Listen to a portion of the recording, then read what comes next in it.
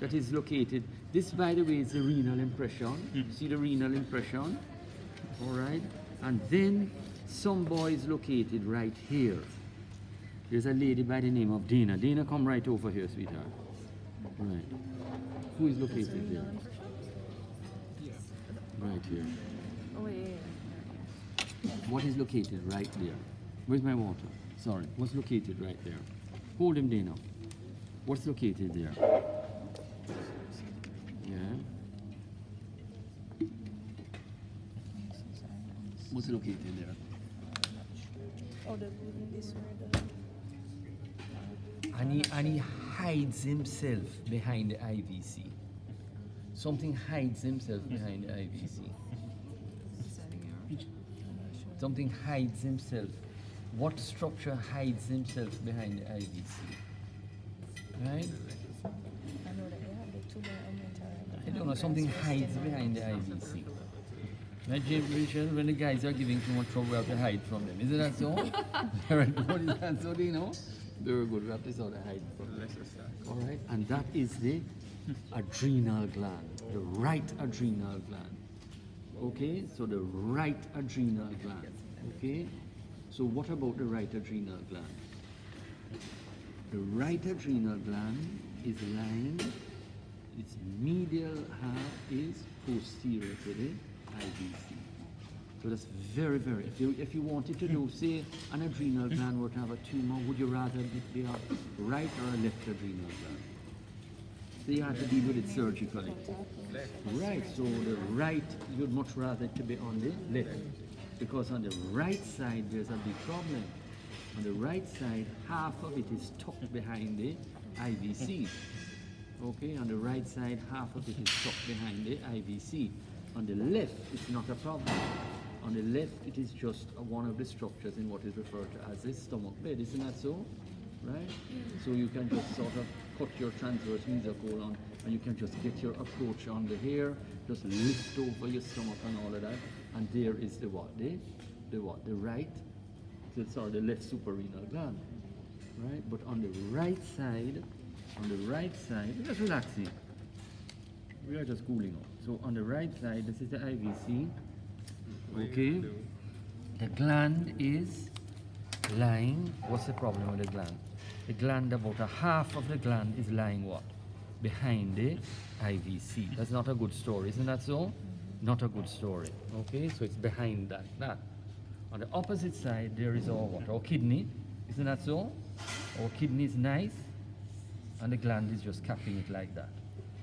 Okay, so we don't have a problem. Okay, remember that the right kidney is a little lower than the left because of the what? The right lobe of the liver.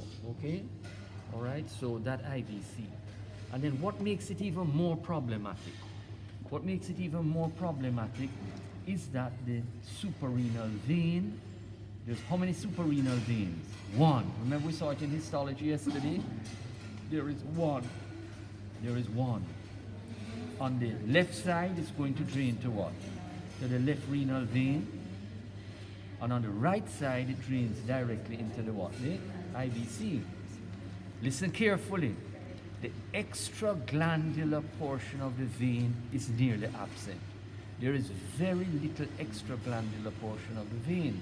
So what happens is that it's literally plastered onto the posterior surface of the IVC. Okay, so you want to ligate a vein and all that sort of stuff. There's a big problem. But the extraglandular just plastered onto the back of it like that. So we're going to have a serious problem. Okay? So the right, I'm sorry, see on the left side it is far more accessible. On the right side there is a big problem because it is half of it is lying on the cover of the inferior vena cava. All right. Okay, so you'll find in the endocrine exam, a liver will be there. Why is a liver here for the endocrine exam? And when you see a liver there for the endocrine exam, then we know it's there for one reason. It's there for one reason. Why is this in the endocrine exam? Because this is where they get a good view of the inferior vena cava and just where it is related. So that is where it's related, right there. Okay, so this is a very interesting. Even when I look at the morphology of this liver, the morphology of this liver is a bit strange. Has other strange things. You see, this is another thing that we're working on. Because normally, look, there should be a groove for the ligamentum teres. You see this? There is no groove in this specimen. Remember, only 34% of the livers are conforming. So what do you think is happening, Rachel? Look what is happening. It's forming a tunnel. So the ligamentum teres has a tunnel. So this is not described in the textbooks. And that is sometimes called a pons or a bridge, right? Pons hepatic. Hepatic. So then, don't worry about that. That's not going to ask that. That is more for surgery. Okay? But here you can see that this is atypical. All right. But the important thing to remember is that the point I was trying to make, there is a little fetus. Where is he getting his blood from?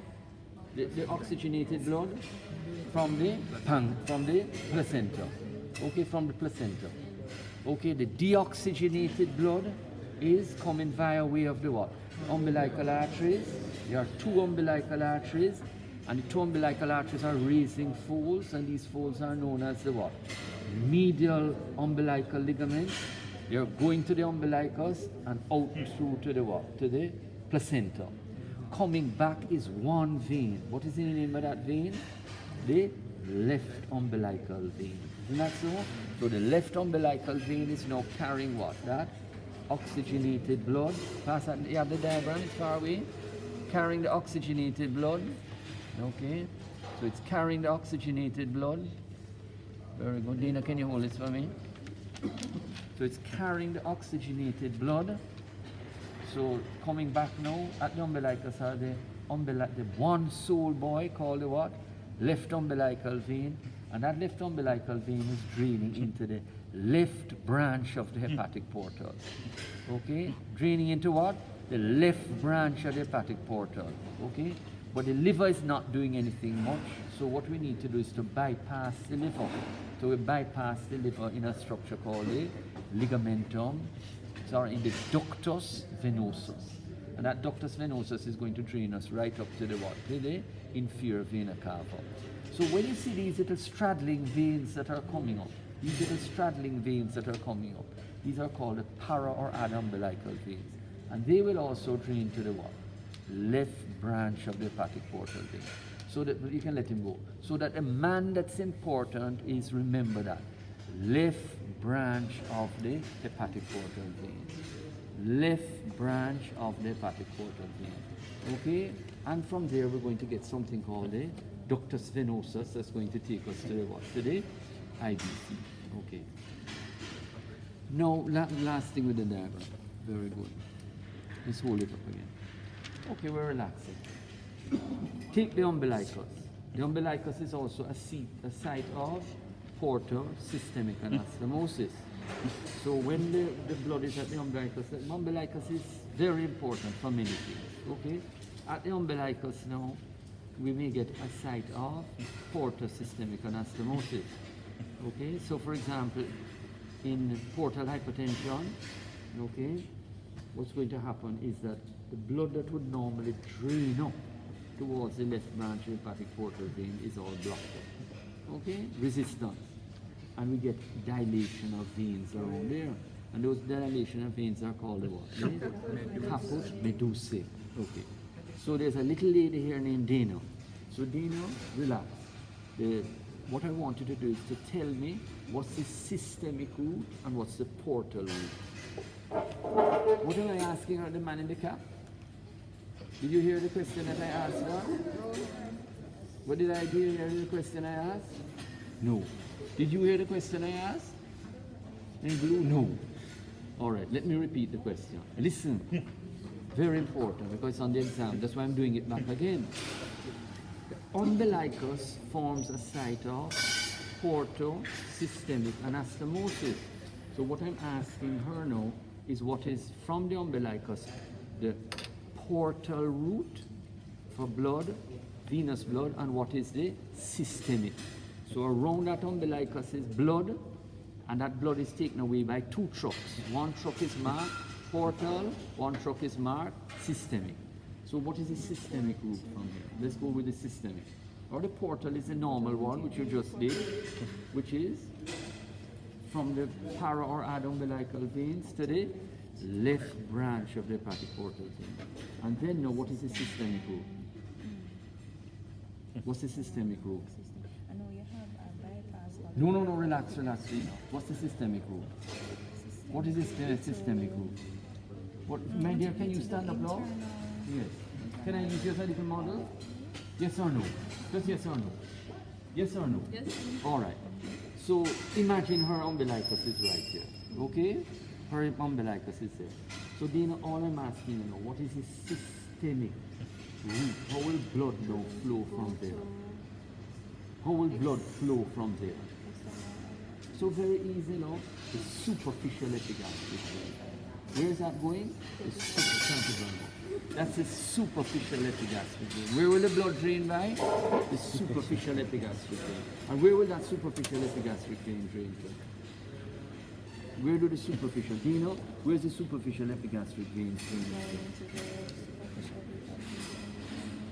No, we're talking about venous blood. Relax, man. Relax.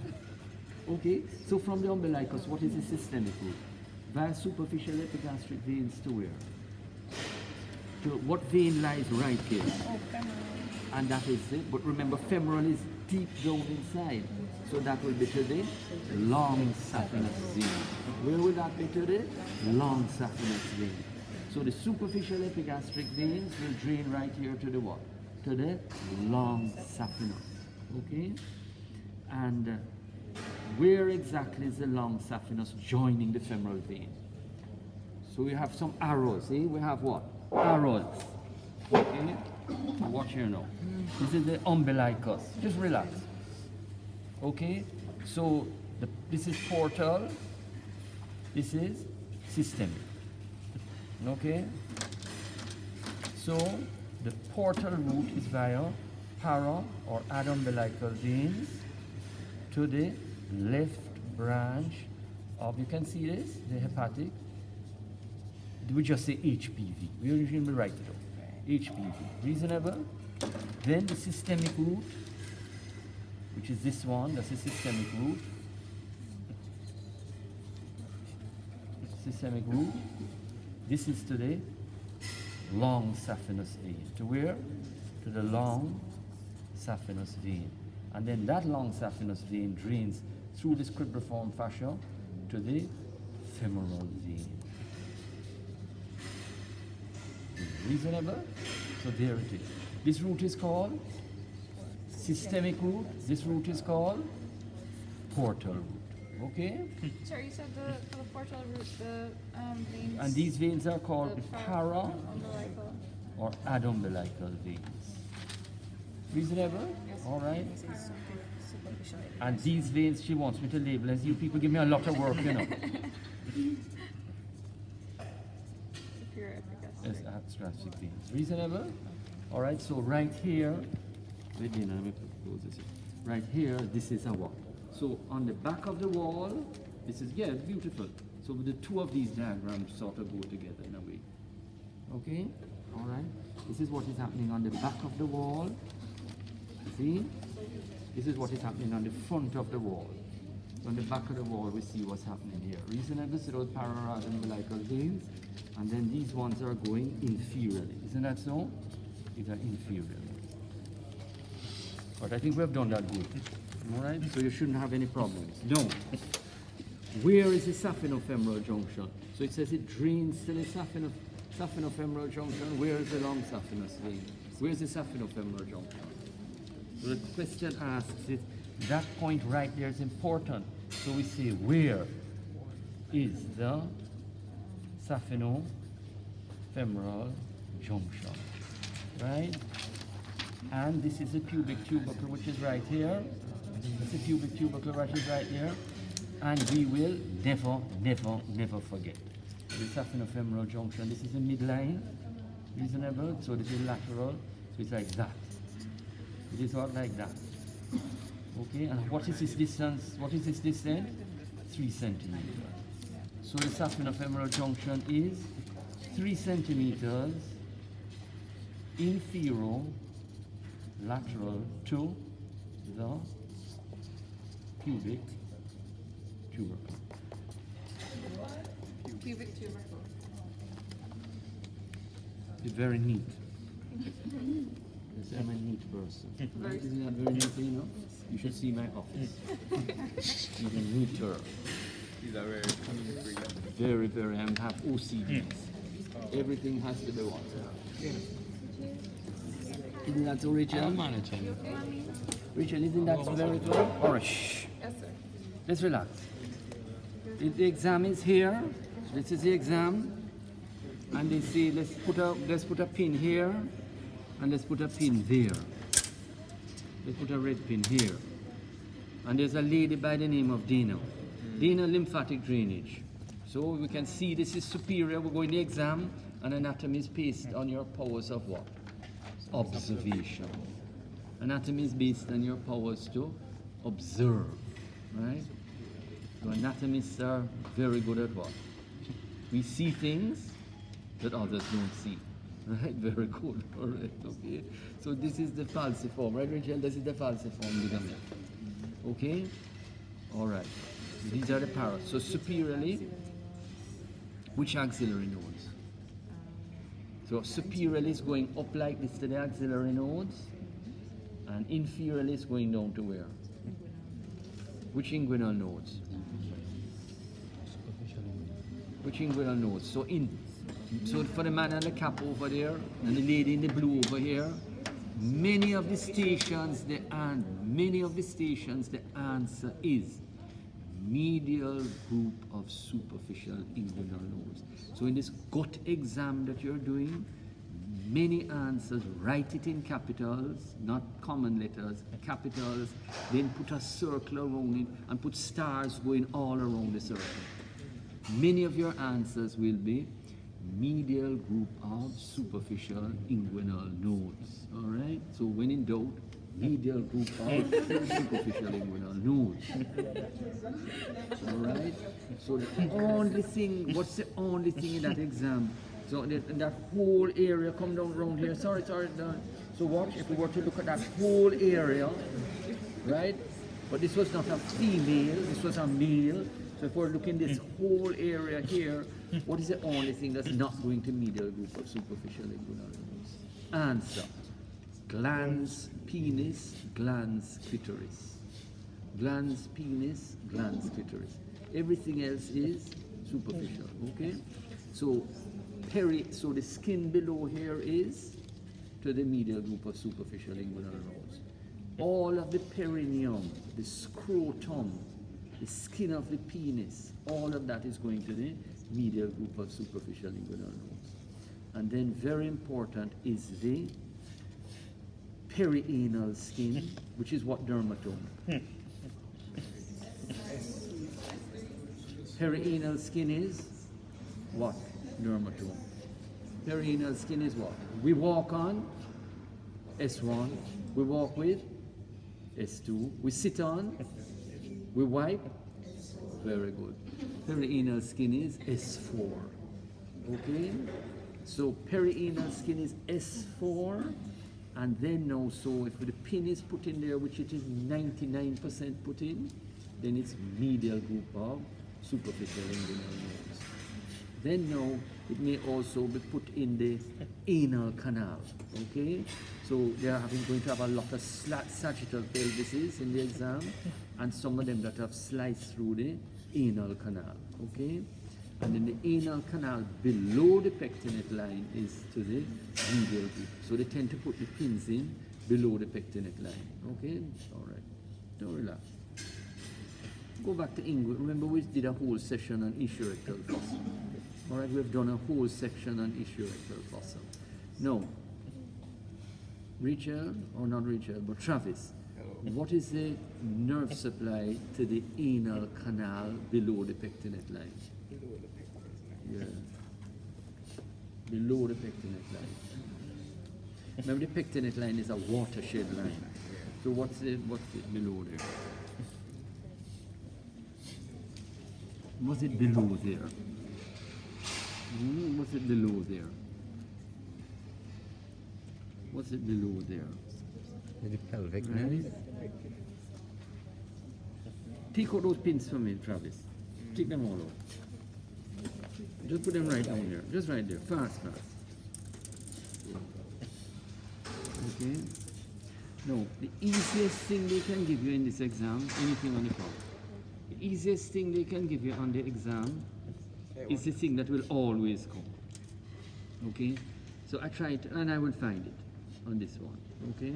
So let's just do some sure guys. So when you're preparing for the exam, you prepare first for the most common things. Okay? Not for the obscure things. Okay? So the pin is in there. So the pin is there. Okay? Good. What part of the gallbladder? The fundus of the gallbladder.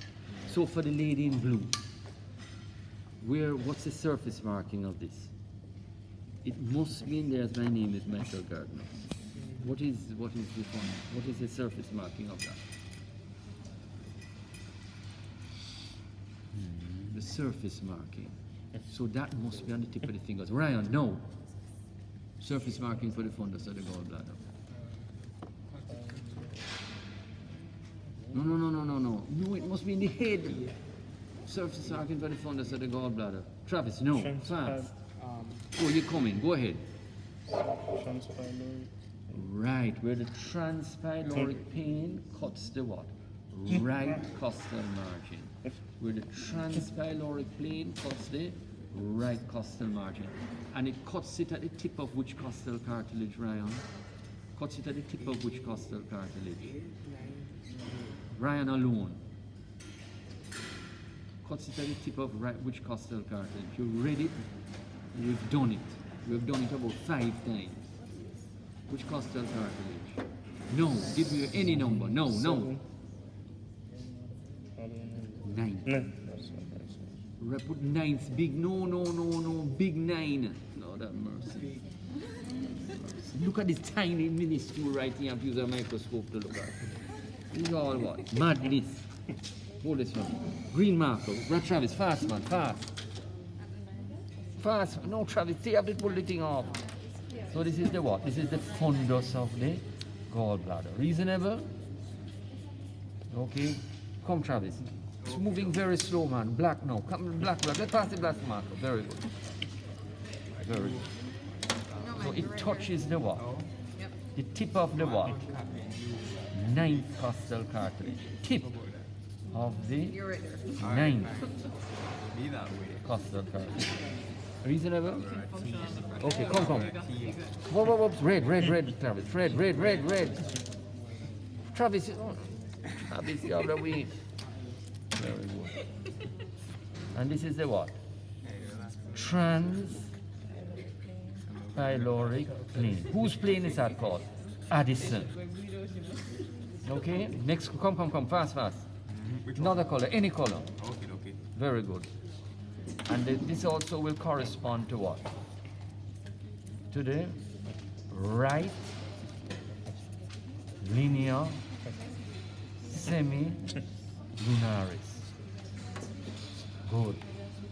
Where's the tip of it? The tip of the gallbladder occurs where the right costal margin, the 9th, transects with the what? The transpyloric plane of who? Addison. Okay? Also, another surface marking for the lady at the back there, another surface marking for where the right linea semilunaris meets the costal margin. Where the right linea semilunaris meets the costal margin. So there with the red shirt, show me where your right linea semilunaris is roughly. Yes, no, you have to show me. Where's the right linea semilunaris? You see why you have to ask the students questions? Do not assume that they know. Where is the right linea semilunaris? Okay, so stand up a little low, just if you can. Just hold our things there. Quick. Fast. You can open the coat, demonstrate from me and her. Right, so go ahead a little more medial. Okay, so run the finger down again. All right, and that linea semilunaris demarcates what? The right border of the rectus abdominis. Right, so on a more muscular subject, we'll see where the right board of it, where that meets now the costal. You feel, palpate it for her. There. You don't mind there? Okay, there. She's a clinician, so there. So just let's say it's about there. Okay, so just go a little below her, find her xiphisternum. Yeah, and come out her hand's breadth below. Okay, so that's where her transpyloric plane will be. So the where that cuts the what? The right costal margin. So the fundus of the gallbladder. And very important, and it will be in the exam, Murphy's sign. Murphy's sign will be in the exam. Right? And we know about Murphy's sign. Dana, tell her about the Murphy's sign very quickly. Alright, so Murphy's sign. Speak a little louder. Alright, we utilize Murphy's sign in a person who may have acute cholecystitis. Yes. It's one of the clinical signs that we utilize. So in palpating, there's not clinical. So in palpating the liver, right, we tend to just go up like this until we reach the costal margin, Good. right, which is in and around, as Sir said, tip of the ninth costal margin. So if the gallbladder is inflamed, right, at the point where you touch it, the person's breathing will arrest. So they've been breathing in and out as you go up. If the gallbladder is inflamed and you touch it, then they'll stop. They're Right, arrested. especially if you ask them to take a deep breath. Right. And immediately you get an arrest in the incursion of the diaphragm. And that's a clinical Murphy's sign. A clinical Murphy sign. No, Dino, they will love to ask them Trozier sign. So tell them about Trozier sign. So in Trozier sign, so Dr. Ledinky sometimes like to ask this thing here. But remember, Trozier sign is where they get now some left supraclavicular nodes, right? So in gastric cancer, etc., so the patient may come with a swelling right there. So in Verkoff's node, very good. So that's the left supraclavicular node, okay? All right. Okay, let's move on.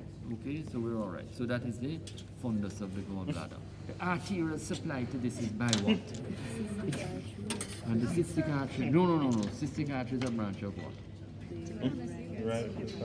Okay, yes, Richard, what is the question? Sir, some of the students have sign language. I'm staying. What kind of language? Sign language. Okay, well, remember I told you I'm going to take it for some review sessions.